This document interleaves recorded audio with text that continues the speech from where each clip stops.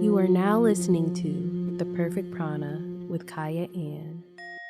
What's poppin'? What's good? Hello, my friends. Welcome to The Perfect Prana show on 88.1 FM WCRX Saturdays and Sundays, also available on Apple and Spotify.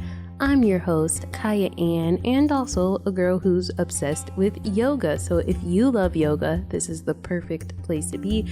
And if you do not love yoga, this is still the perfect place to be. So we have a great show ahead of us. Yoga News, where I talk about what's going on in the world of yoga.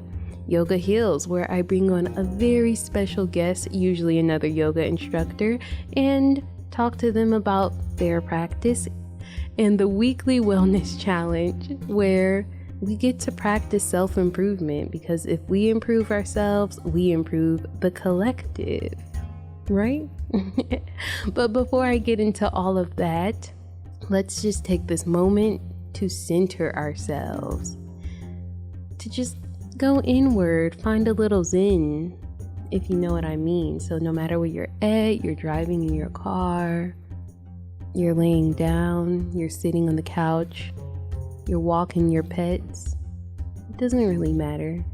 Just take this moment to breathe, to focus on our breath, to focus on our prana. Prana translating to breath as in the breath of life, our energy source. You get what I'm saying? So first, I'd like us to lengthen out our spines, whether you're sitting down, sit up nice and tall, or if you're laying, lengthen out your spine, just creating a nice even line of energy from your tailbone to your crown. Relaxing your shoulders, creating space between your shoulders and your ears, lengthening your neck. And then imagine with each breath, your spine grows longer.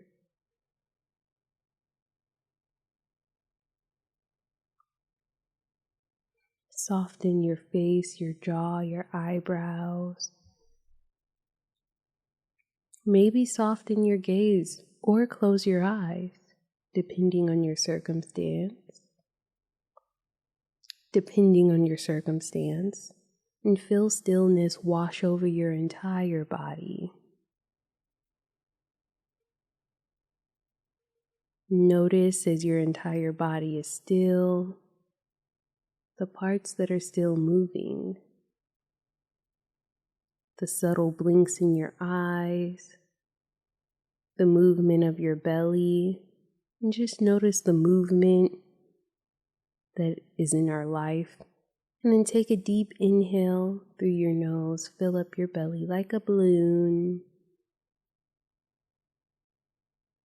And then exhale with stillness, let out a sigh like cooling in your belly. Take a deep inhale through your nose, right into your belly, filling up your rib cage and then your lungs. And then exhale, emptying out your throat, letting out that sigh, emptying out your chest, your rib cage, and then your belly. Take a deep inhale through your nose. Imagine the breath or the energy traveling through your entire body, traveling up your spine, traveling to each part of your body that needs attention and nourishment. And then exhale, let out that sigh,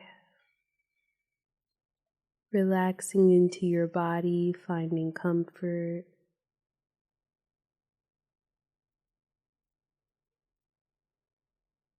Take one more deep inhale with me through your nose,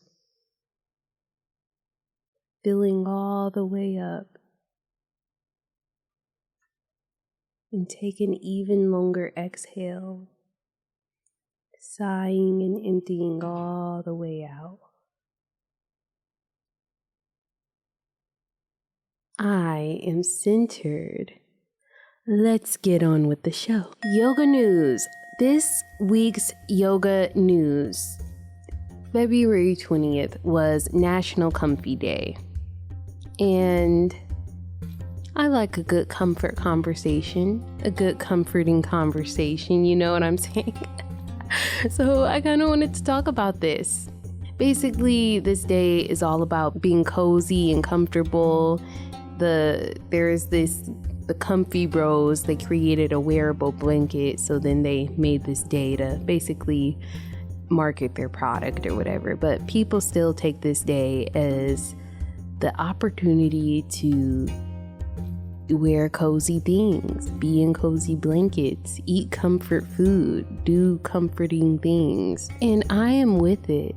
Sometimes it is necessary to lean into comfort, but then there are other times where it's necessary to lean into discomfort. So for this yoga news, I basically just kind of wanted to explore this topic, ask a few questions, kind of give you guys something to think about, maybe to journal about, have a conversation with yourself.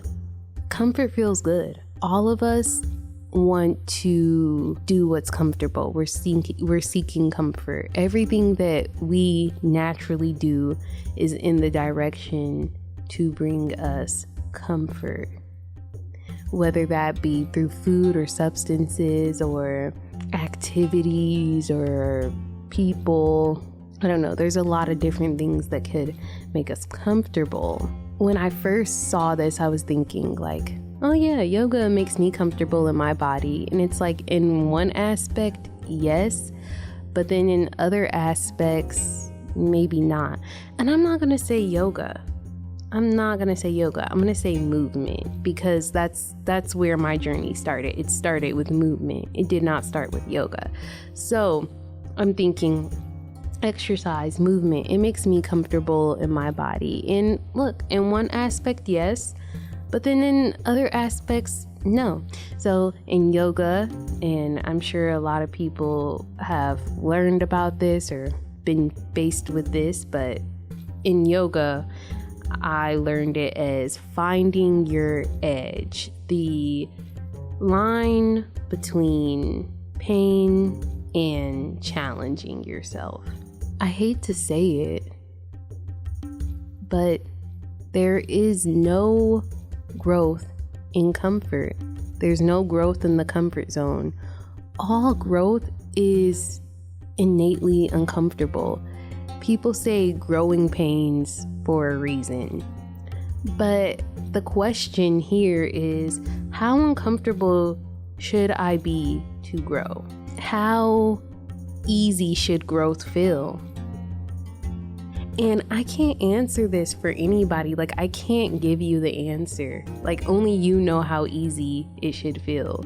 But I know for myself, real sustainable growth, it feels easy enough for me to keep doing it, but uncomfortable enough to where I am progressing forward, and to where it's a little bit different than what I'm normally doing. To where it's like, it feels like a stretch. Like, stretching does not feel painful to me. A little uncomfortable, but not painful. Just a good question for you to kind of ask yourself. When should I step out of my comfort zone? Only I can answer this for myself. I can't answer this for you guys. I mean, I remember before I started on my fitness journey, I was really uncomfortable in my body. Like, literally in my entire existence, I wanted to escape my body so bad. So I would do things that, brought me comfort, but that led to just more discomfort in the end. But that's not the point. But anyways, I was so embarrassed in my body. Like, I'm the type of person now, if I go to an event or a party or something with family or friends, you just might catch me dancing and laughing and enjoying myself with the people around me. Me 4 years ago, me 5 years ago, you wouldn't catch me doing that. I was too embarrassed in my body to move. Like, I felt deep embarrassment. Like, I don't want anybody seeing me doing anything in my body, because literally it's just embarrassing. Like, I'm a walking embarrassment. So that is how I truly felt. And I think it would be unrealistic for me 5 years ago to be up at these little events dancing with people. Like, that would be way too uncomfortable. That would be way out of my comfort zone. The comfort zone is here for a reason. Sometimes we need to be in the comfort zone. I think the growth came on its own time. I was accumulating discomfort over time, enough discomfort to where I was, ready to grow. Still trying to stay in my little comfort bubble. You get what I'm saying? It's not always the best time to step out of your comfort zone. I feel like I've gone to extremes on both ends of this line of the edge. So, the edge is right in the middle. I've definitely gone on the other side where I'm doing everything way comfortable. I'm not doing anything. I'm not going to challenge myself at all. I'm going to be as lazy as I want. I'm going to just no structure, nothing that feels like work, nothing. And then again, the edge is in the middle, and I've been on the other side of the edge where I'm like, I'm gonna run as fast as possible, lift as much as possible. I'm gonna exert myself to the very last breath that I have. Like, I'm just gonna like straight up pain, I've been on both sides of that. So I am in a place where I want to find that middle, because I want to grow. I want to keep growing, but I want to comfortably grow. I want to comfortably grow, if that's possible. I said that there's no growth in comfort, but maybe it's like a little discomfort. I want to grow with ease, if you know what I mean. But again, it's a good question for yourself, is when should I step out of my comfort zone? And to me, I just say when you're ready. Like, I think that we intuitively know when to step out of our comfort zone. When our comfort zone is causing way too much discomfort and bringing dissatisfaction, then hopefully we'll step out of our comfort zone. I hope that that's the case for everybody, because people can hit some real lows in life. Good to ask yourself, when should we lean into comfort? I think that we're just going to naturally lean into comfort. I don't think we necessarily have to. It's just something that's just going to happen, is we're going to resort to comfort. But it is nice to lean into it, to be realistic about where you're at today. And there's this person in one of my classes where I was teaching these movements, teaching these postures, and I gave a different option for almost everything. I'm like, oh yeah, you don't have to do high plank, fully. You can just do it from your knees, or you can do low lunge. You don't have to do high lunge, or just stuff like that. And this person, they did the most challenging thing every single time. And that's good for them. Challenge yourself, self-improvement, yay, good. But during the whole class, they looked like they were in excruciating pain, literally grunting, just faces. And I'm like, are you being for real? And again, I'm like, well, no, you can do it like this. You can do it like this, But this person they didn't want to. They did not want to take the modifications. I'd say for myself, I find that sometimes when I don't take the modifications, then I don't really reap any benefits at all. Like I'm negating the whole practice, or I end up injuring myself, which I've done that before, where I go too hard and then I end up injuring myself. And earlier I made the distinction between movement and yoga because one of my teachers said if you hurt yourself, you're not practicing yoga. Because part of this edge, like knowing when to challenge yourself, it is the intuition. It is in the yoking of the mind, the body, and spirit. It is in the union of your mind, body, and spirit. I think when your mind, body, and spirit are in line, then you can accurately assess how much to do and where to stop. I don't know. This was just a little comfort conversation. Nothing serious. Just a few questions to ask yourself. I mean, I keep coming back to this conversation in this question in different fonts between, self-acceptance and self-improvement. In this case, self-acceptance is comfort and self-improvement is discomfort. It is a nice experience that I wish for everybody, is that there is comfort found in the discomfort, just not too uncomfortable. But where the stretch feels good. There's no tearing, but it's a stretch and it feels good. And you feel more open. That's the comfort conversation for this episode. Again, follow me on Instagram because I'll be asking you some comfort questions this week. Anyways, on to the personal journey.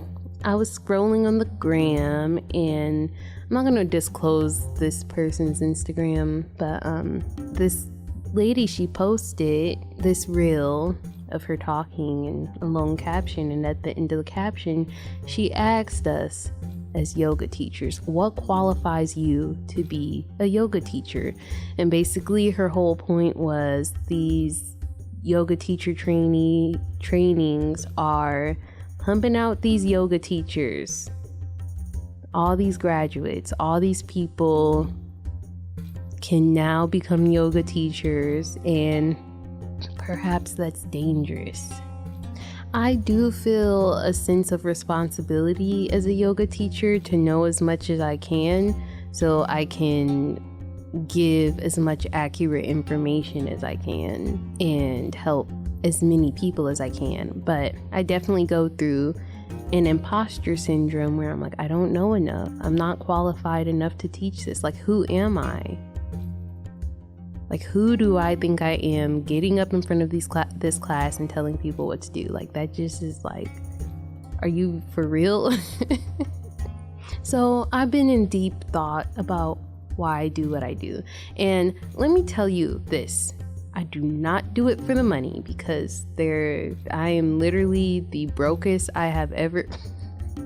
I'm not going to say I'm broke because, everybody's like, affirmations and you be careful with your words. But I am, at this point in my life, I have the least amount of money that I have ever had in a while. Like, I don't make that much. I've really cut down on some expenses as well because I'm like, man, I can't afford certain luxury things. So I kind of have to detach from certain habits knowing that I can't afford it, because it's like this certain habit is not serving you if you can't buy your groceries. And that's real. But anyways, like, okay, what qualifies me to be a teacher? Like, what do I bring? Why am I a teacher and this and that? Like, what qualifies anybody to be a teacher? I don't know. And I really reviewed it and I thought about this, and it's just because I love it. I love the practice. I love what it's done for me and what it's done for other people. And I want to help. I want to help people find comfort in their bodies through movement. And I want to help myself find comfort in my body through movement. Does that qualify me to be a yoga teacher? I think so. I mean, I think that everybody's qualified to be a teacher in some aspect because we all have experiences, and through these experiences we gain wisdom and lessons, and we can use these experiences to teach people and be like, hey, I did this, I've been there, I've done that, and that sucked, or that was great. And I think that that's ultimately what that is. I think the most important thing for all teachers, whoever, like, you could be teaching anything, is that one, that you love people, especially the people that you're teaching, and that you can empathize with them and hold space for them, and that you want good for them, because I'm sure that they want good for themselves. And that also, the other thing that's important with being a teacher, and a teacher in general, no matter what you're teaching, is that I just don't know everything, and that you don't know everything either. I can't give all the information in my classes, and if there's something that I don't know, and as a teacher that wants to help people, I would point you in the direction of another teacher that might know more than me. And I might be sitting on the sidelines looking to learn from them too. So I don't know, that's just what I was thinking of when she asked that, like, what qualifies you to be a yoga teacher? And I feel like the pressure is on, like nothing, I don't know. But it's really just that I love the practice, and I love people, and I want to help, and just always trying to stay humble. I don't know everything. I have more to learn. There's so much more to learn. I've barely scratched the surface. But that is why I appreciate this show so much, because I get to bring on other teachers. And a lot of these teachers, they know more than me, or they know things that I don't know, that I can't give you. Like, I don't think that you realize how hard it is to pull some of these conversations out of my sleeve. I just had a whole discussion about comfort with nobody there, and it's like, what could I really say? Like, I have such a limited view on comfort and on yoga and on all this stuff. I have a limited view on it. I only have my view, and that is why I love bringing on other teachers so they could teach us about practice, about yoga from their view. And with that being said, you already know what was next. Yoga Heals.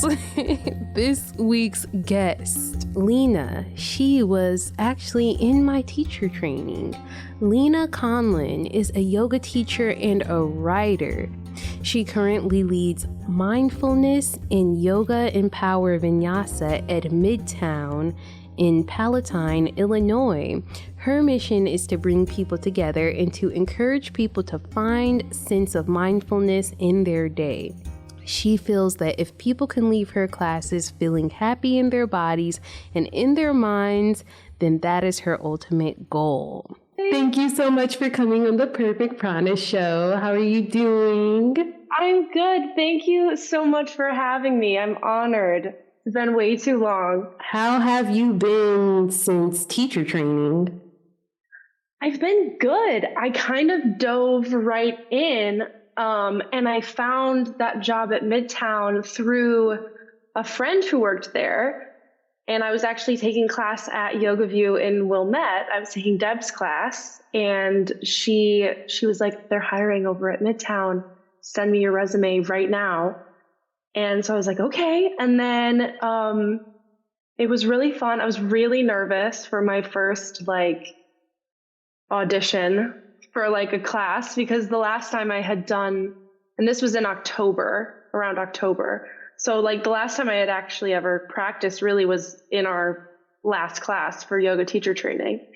And then, I went in and I just like really rehearsed it before.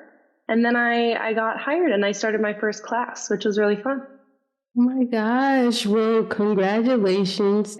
The main question that I ask everybody that comes onto the show is, when did you start practicing yoga? Why do you still practice yoga today?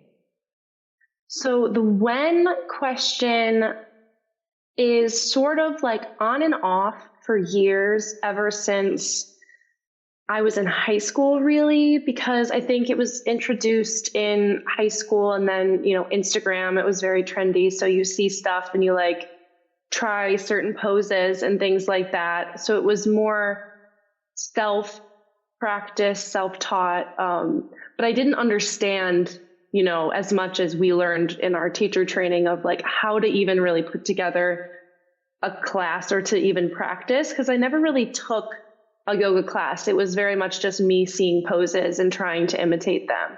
And I was a dancer for years, so I kind of saw yoga as more of a means to become more flexible so that I could do more in dance. And it was very much like, oh, that looks like what we do in warm-ups. So I kind of understand like, the static stretches and things like that.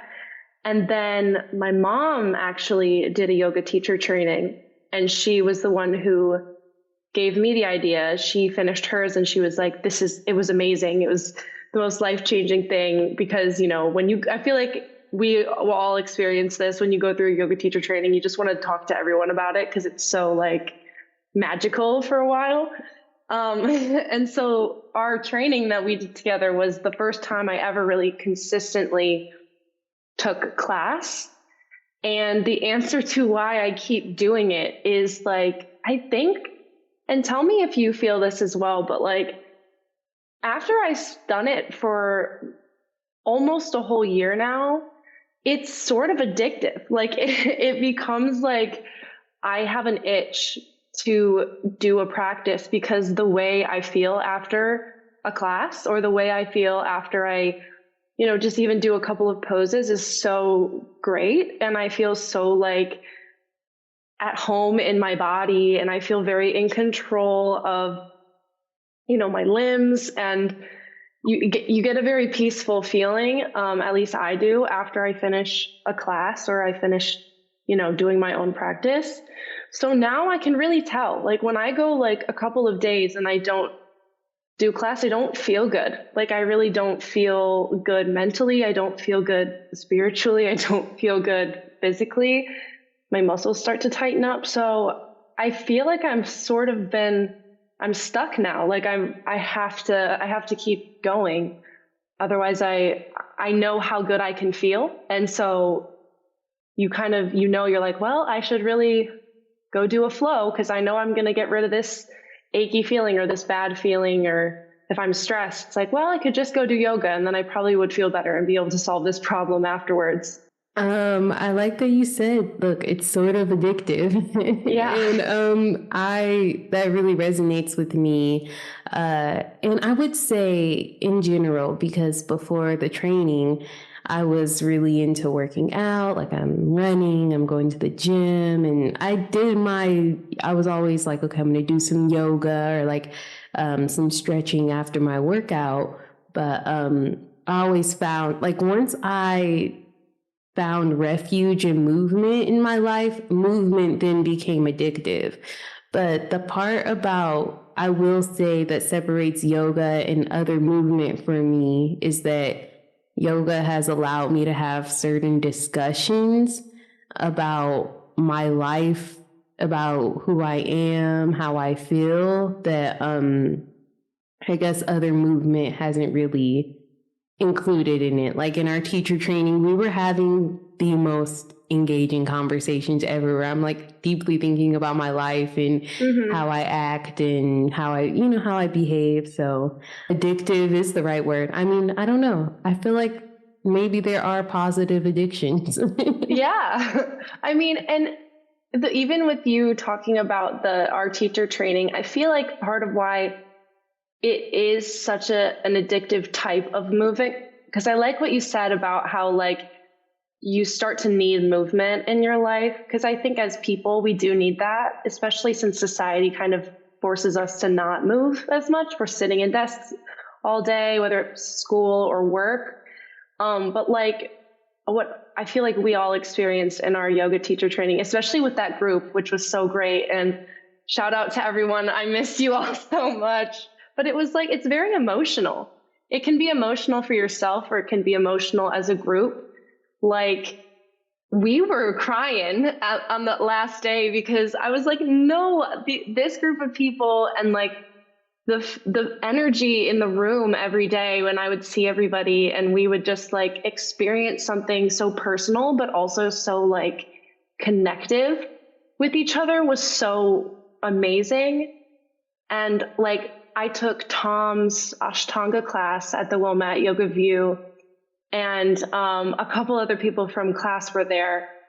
And it was just so amazing because it was in one of their smaller rooms, and there's no music, and you can really hear everyone's breathing. And it sounds like ocean waves with the Ujjayi breaths. And like, you're in such a small room and your mats are like right up against each other. So it's like super cozy, and you can hear everybody working, and you know you're a part of that. And it's really special. It's like it's a cool experience, and you get a great workout also afterwards. Okay, Ashtanga. I have not tried it yet, and I am curious. And that's something I've been trying to keep like after the yoga training, is just stay curious, stay learning, stay open to like all information. Because honestly, I felt like, I learned a lot from the training, but just the way that the knowledge has grown ever since, like, okay, you go off onto your own, you go into new classes, and you start teaching your own classes and doing your own readings and research. Oh my gosh, it's like the world is big. The world of yoga is big. Okay, the next, else I wanted to ask you is, so what is something that you're currently working on within your practice? I would say something I'm working on is ironically mindfulness, because the first class I started teaching was a mindfulness and yoga class. And I'm also a writer, which is why they gave me that class, because we talked about that in my interview. And my hiring manager was like, oh, I'm also a writer. So we kind of bonded over that. And then she was the one who actually reached out to me, and she's like, I think this class would be perfect for you because you have to lead a guided meditation for 15 minutes at the beginning of the class.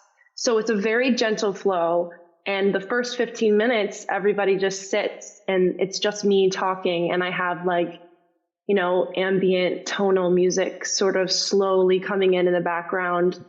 And I just talk about mindfulness and sort of walk through a full body scan. A lot of the time I'll just, talk about trying to abandon those thoughts, letting them pass by, and bringing different imagery into, everyone's minds and stuff, which is something I really struggle with. Like, the meditation part of our training was so hard for me because I didn't even realize how little I wanted to sit still and just be, until I had to do it for 30 minutes. And I had, the peer pressure of a room of people who also had to do it. And I'm like, I don't want to be like the ones shifting around, making noise and stuff, because everyone else is trying to be peaceful. And so it was a wake up call for me, because I realized that is an issue for me. And it's so hard for so many people. And I think also very hard for like people close to our generation, because we have so much technology. It's so easy to like scroll and just keep scrolling. And so, every Monday morning I'm teaching this mindfulness meditation, but I know that it's something that I'm still struggling with.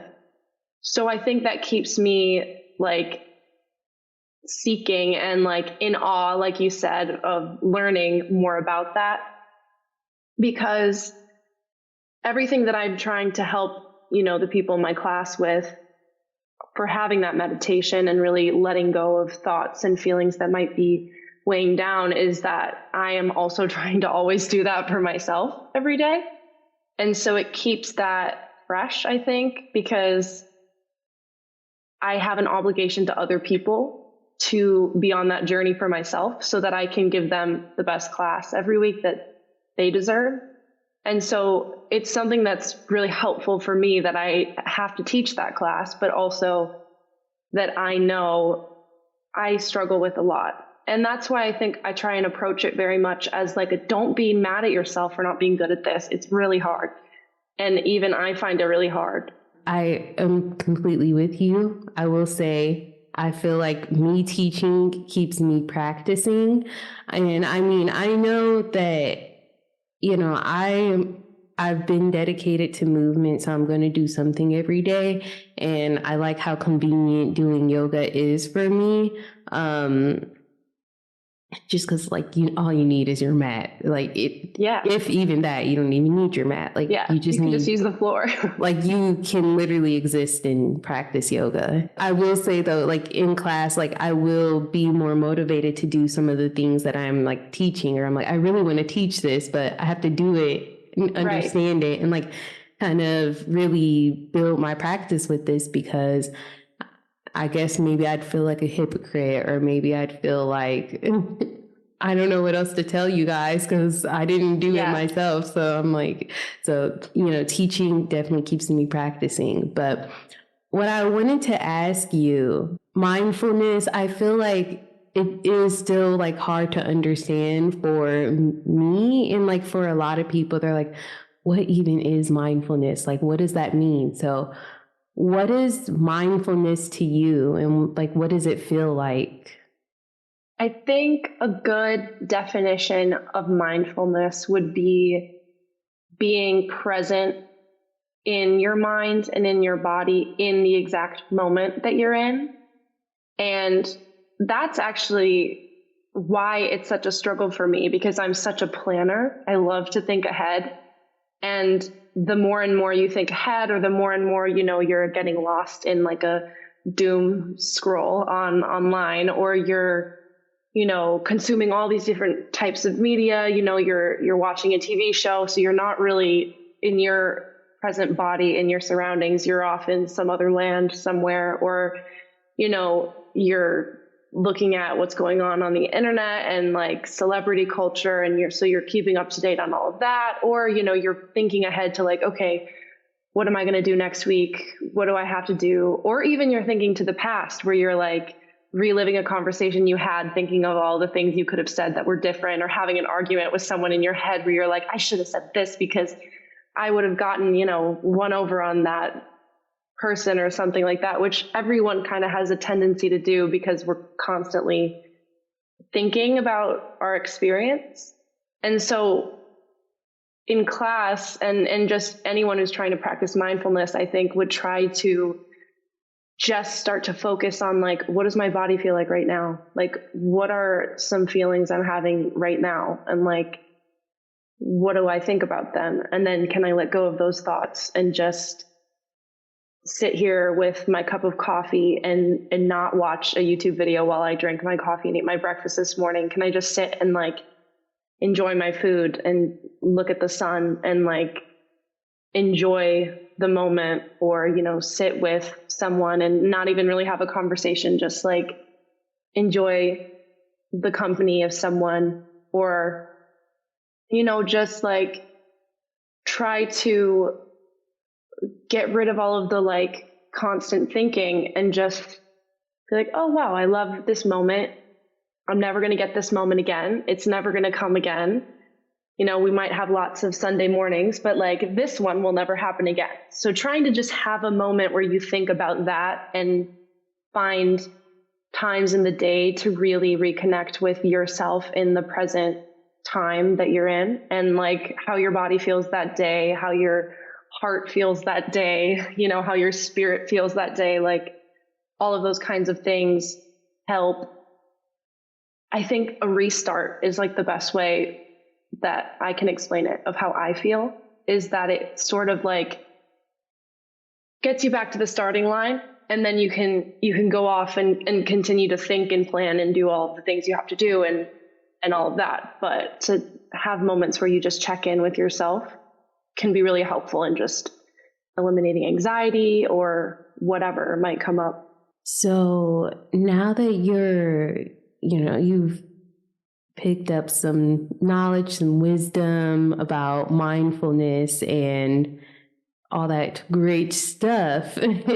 Now that, so negative things happen. Sometimes you feel you have just negative emotions in life, like, life happens, things happens, or just some days you just wake up on the wrong side of bed.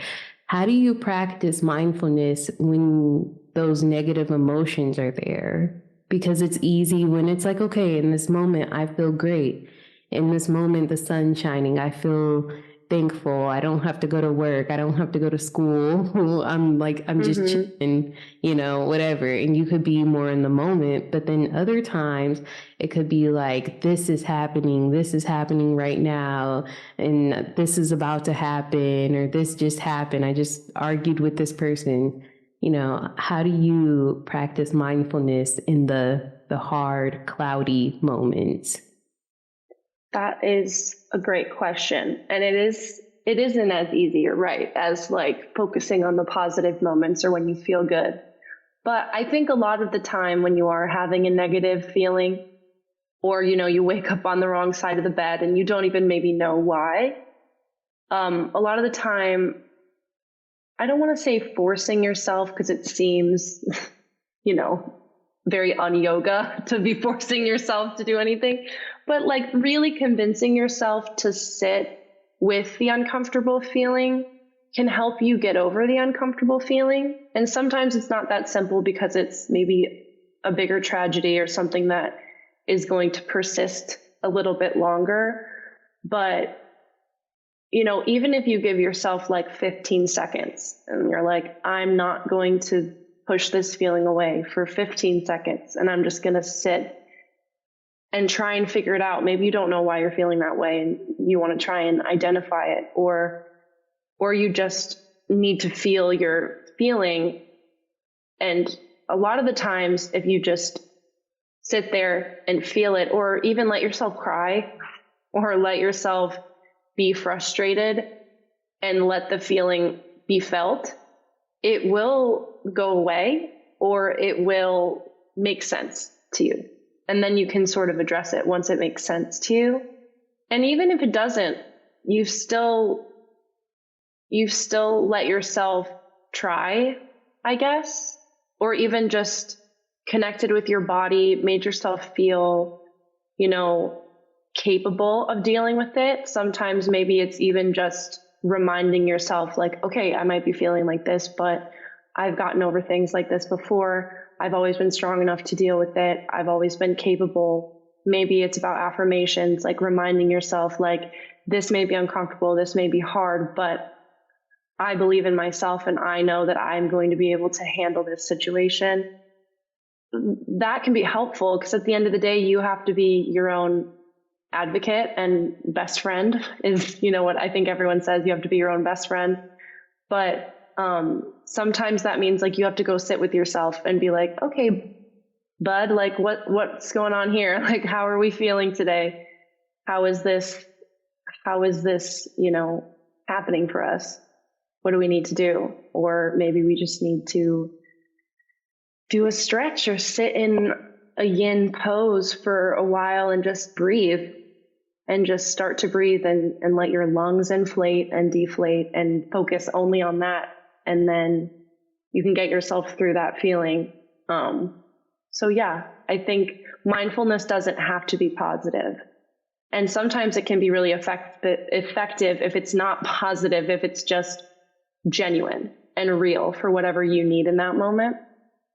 That's been something that I've been kind of like reviewing lately in my life. Like, how do I do? Because it is so easy when everything is nice, but when things aren't nice, it's like, I don't know. And I find that sometimes I'm forced to sit in my emotions. Like, there is no escapism for it. Like, no matter what, eventually you do have to face some of this stuff or feel it, or it's just going to come up, because it's like, I might do all this stuff to try to feel better, but it's still not making me feel better. So it's like, what do we even do when times are hard like that? Yogis don't have the answer either. No. There's no amount of headstands that can get you out of, a bad situation. No, seriously. So it's kind of like, I will say that my awareness since teacher training and all of our practices, my awareness has improved by so much.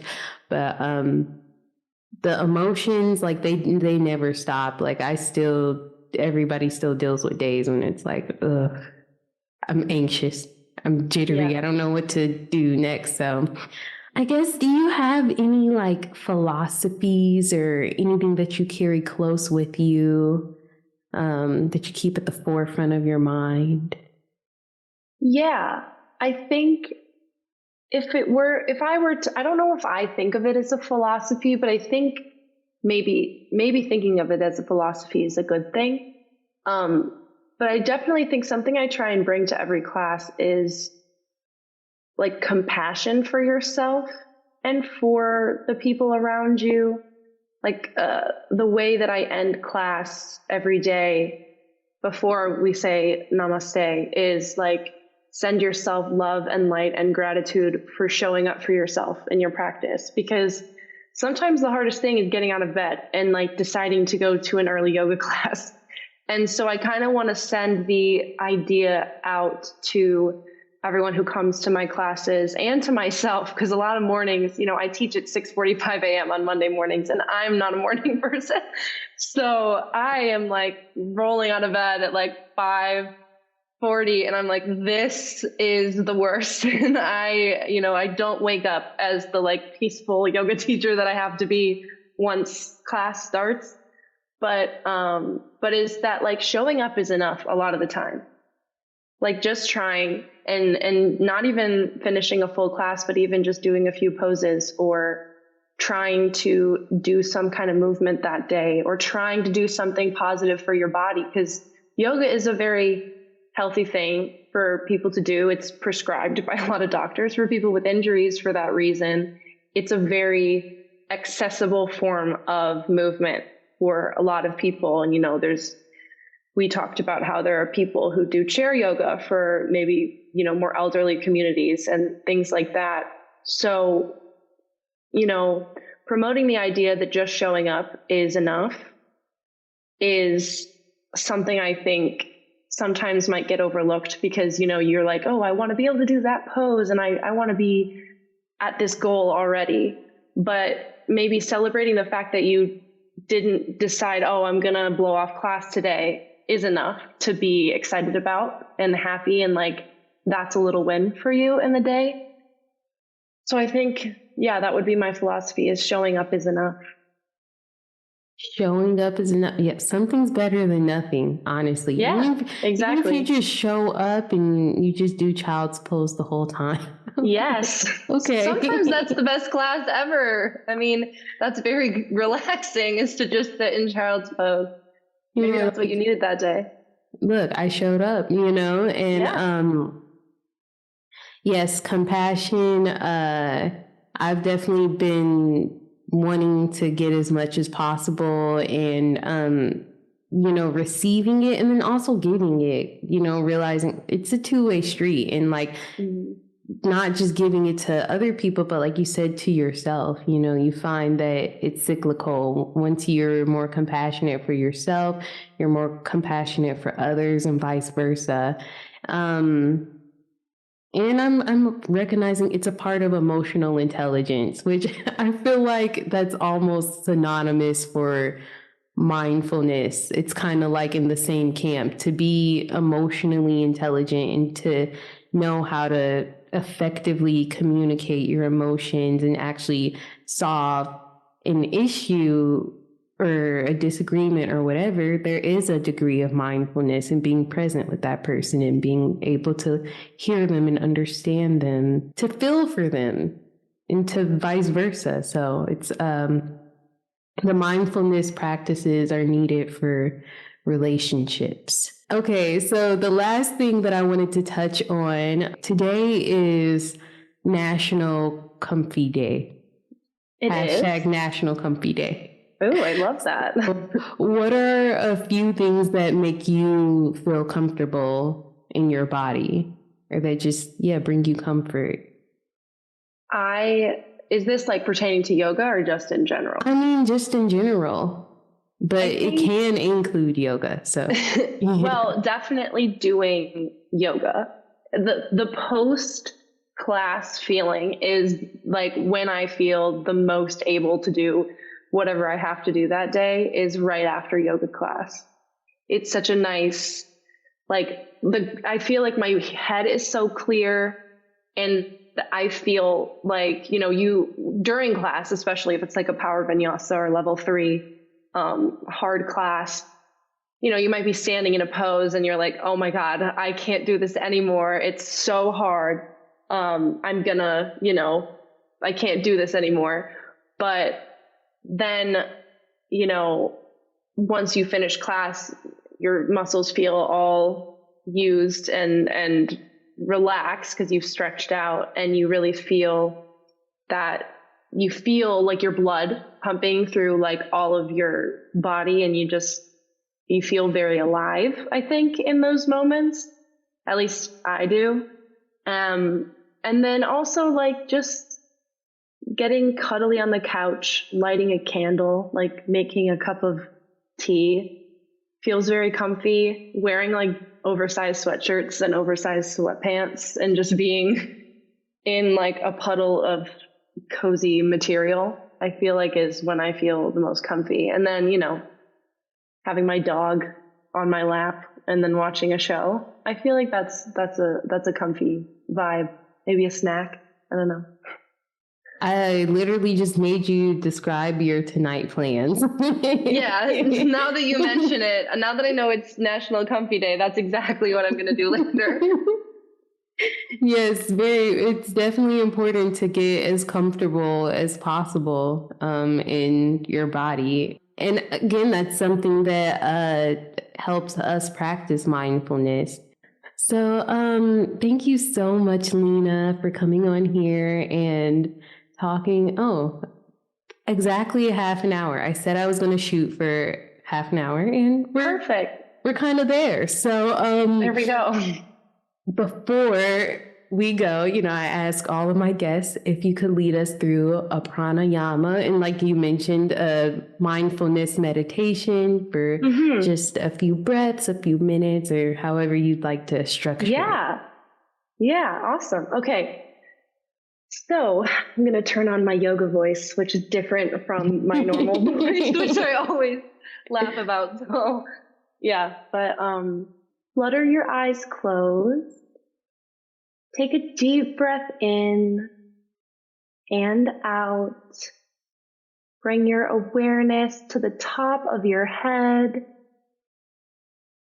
Imagine a warm white light flickering right at the crown of your head. Take a deep breath in for 1, 2, 3, 4. Hold. Exhale. 2, 3, 4. Hold. Inhale. 2, 3, 4. Hold. Exhale. 2, 3, 4.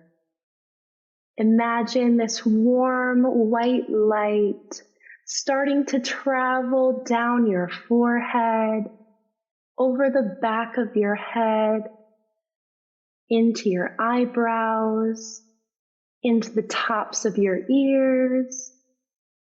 Imagine it warming your body as it travels down your face, over the bridge of your nose, into your cheeks, into your jaw. Imagine it traveling down your neck, into your shoulders. Take one breath into your shoulders, and as you exhale, imagine any tension in your muscles melting away. Imagine this light continuing to travel over your chest, down the tops of your arms, into your torso, warming you as it travels further down your arms, into your hips, over your legs, into your fingertips, into your knees, over your calves, and into your ankles. And finally, over the tops of your feet and into your toes. Let this warm light encompass your whole body, warming your skin, radiating out from your being. Take a deep breath in for 1, 2, 3, 4, hold, exhale, 2, 3, 4. Imagine this warm white light sinking beneath your skin, into your bones, into your muscles and your organs. Imagine it sinking even deeper into the very center of your being. And now bring that white, warm light into the very center of your chest. Imagine it at the very core of your being, flickering gently beneath your heart as you bring your awareness back to your skin, back to the air around you. Imagine that flickering light remaining beneath your skin at the core of your being. Imagine you carry it with you for the rest of your day. Slowly open your eyes. And yeah, that's pretty much it. And then we'll go into the rest of class usually. Thank you so much, Lena. And thank you for coming onto my show, reminding us about the importance of mindfulness and how powerful the mind is through your imaginative meditation. Yeah. So thank you so much. Thank you so much, Lena. Namaste. Thank you for having me. Namaste. Weekly Wellness Challenge. Last week's challenge was Brahmacharya. And look, those of you that don't know, I've been following the 8 limbs of yoga philosophy for my challenge. So you know now. Last week I did Brahmacharya, which is the right use of energy or behaviors that are in line with Brahman or with the divine. There's so many translations for this. And I was all about getting in touch with divinity through creativity, because the divine is the creator. When I think of divinity, when I think of God, I think of the creator. I think of the one who has created everything. And there is divinity within us. We are all creators. We all create in some capacity. But last week's challenge was to do something creative, to get in touch with your higher spirits, create more, consume less, or just, create something. And you know what I'm saying. just to create something. There was complete freedom with it. So it could be whatever you want. You could create a meal, cook, write a poem. Writing is creative. You can write a song, paint a picture. I don't like, there are many options. I already said them. I think it's just intentionally being like, I'm going to be creative in some capacity this week, and because that is the divine in me. Did I do that? Did I create anything? Yes and no.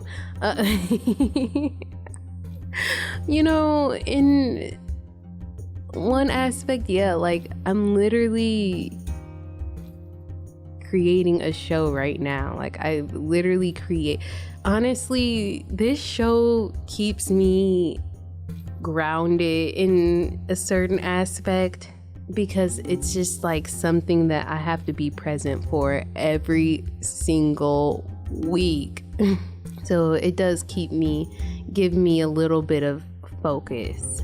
And I really appreciate you guys for that. So yeah, but I mean, it's like, yeah, I probably create in some capacity every single week by default because it's like, okay, I'm hosting this show and I create yoga classes. I create yoga flows for myself. I do a little dance on my own. That's creative. Like I do, creative stuff. But did I do anything creative that was intentionally like, okay, I'm creating something for my spirit and da da da da da? Not really. The week isn't over for me yet. It's Thursday and I have some time to create some things. Not for school. I'm not even going to count this podcast. I'll figure that out. Like, what can I do that's creative and that it really gets me in touch with my higher spirits? It'll come to me. I'll think about that. But I'll definitely say this show definitely is creative and it gets me in touch with my higher spirits for sure. On to this week's challenge, aparigraha. This is practicing non-attachment or non-greed. This is actually the last yama, so that's exciting. We'll be moving on to the niyamas next. But this is the last yama, so practicing non-greed, non-attachment. This kind of goes into the comfort conversation, if you know what I mean, because again, like we're all seeking comfort. So I think all of us have experienced over consuming something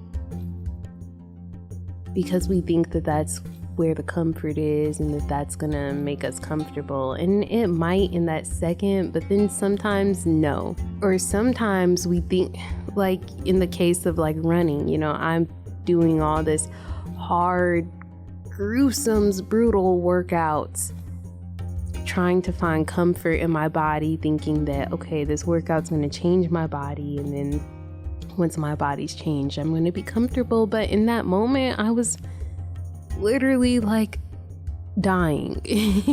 It's just something to reflect on. Like I feel like that's when where greed comes from, is sometimes thinking that whatever we're hoarding or whatever we're trying to get more of is just us seeking comfort. And can I be completely honest? I was thinking really hard about, okay, how can we practice non-greed and non-attachment? Because this is about being detached from the goal or whatever. I think being non-greedy is trusting the process and being in the moment and trusting that like you'll be okay no matter what. If I get to this goal, I'll be okay. If I don't get to this goal, like I'll be okay.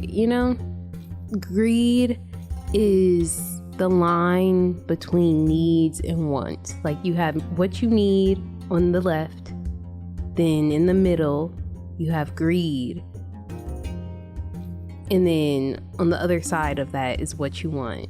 And then sometimes we cross that line Because we want a lot. And there's nothing wrong with wanting more for yourself, but again, there's a line between at what point are you just being greedy?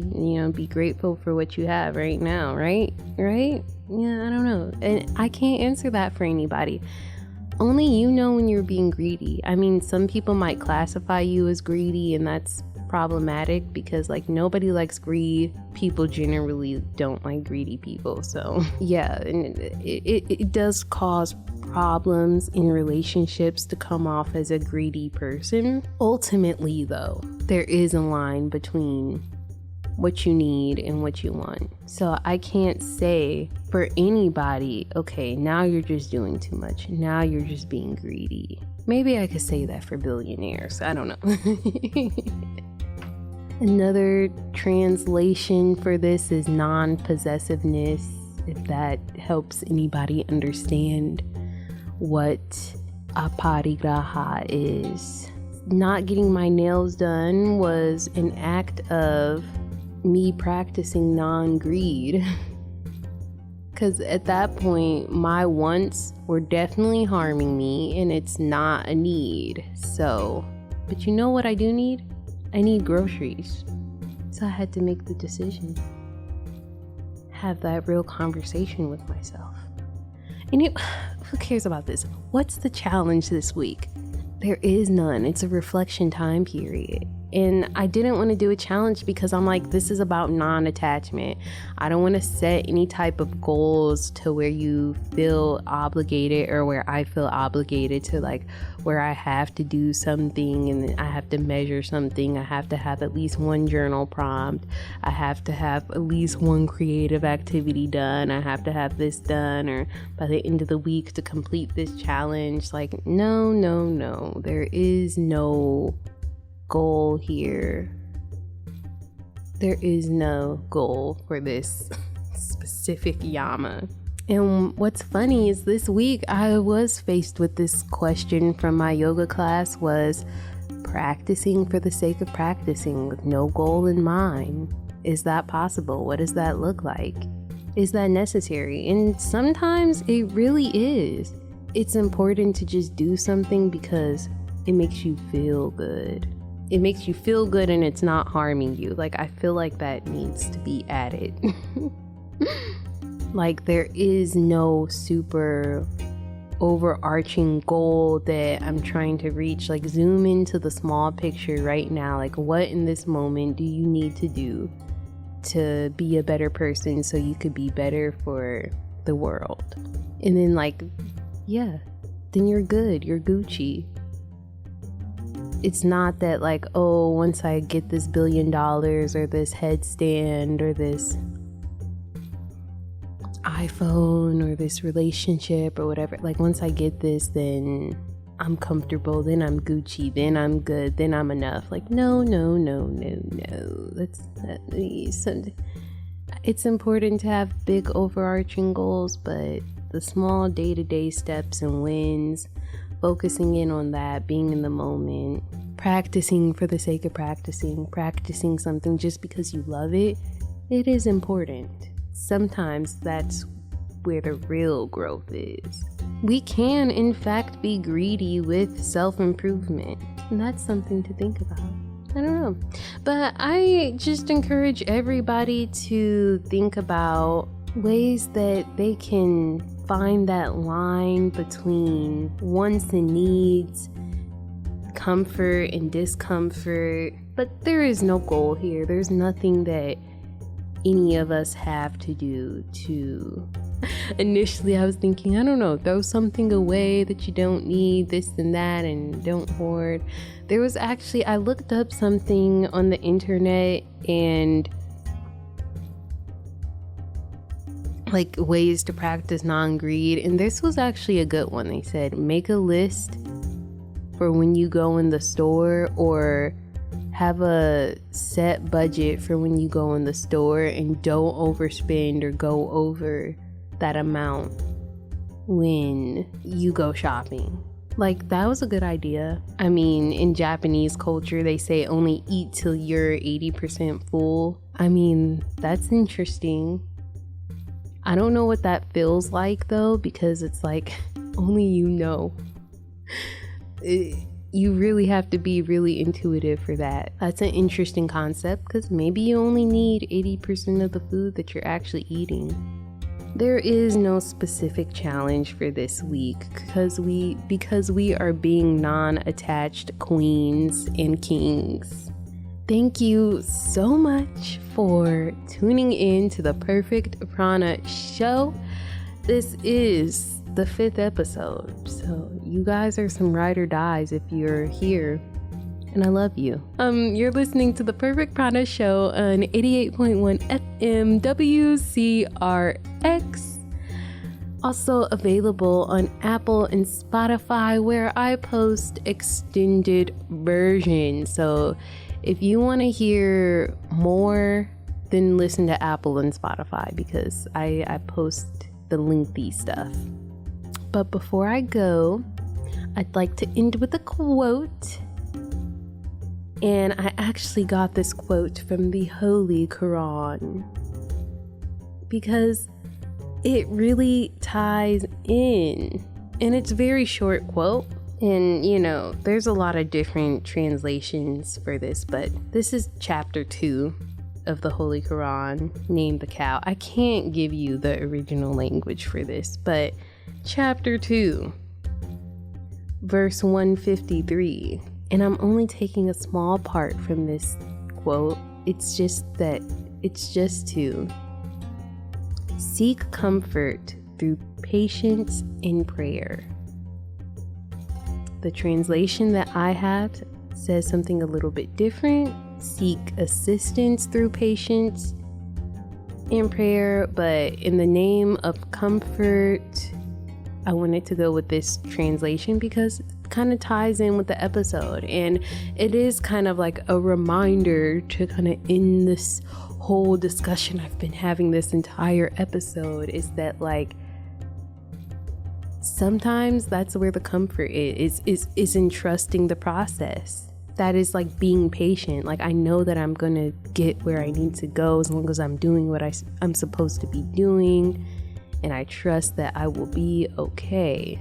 Prayer looks different for everybody, but I recommend a prayer practice for everybody though, because we take in a lot of things from this world, a lot of toxicities, mental toxicities, and I do find that we need prayers to kind of combat that. All these messages and just things that we're seeing on social media and the news and wherever, like in music, we need prayers to combat that stuff, to circulate our mind, because there's a lot circulating our mind that is harmful to us. So there's nothing wrong with a good little prayer, whatever that looks like for you, as long as it's helping you elevate. Then I love that, to seek comfort through patience in prayer, because I know, again, I have constantly thought so many times that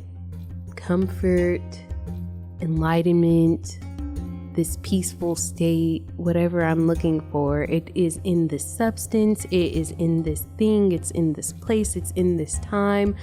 But no, it's within me, and I have to be patient, and I also have to pray. With that being said, may the divinity within me bow to the divinity within you. Namaste.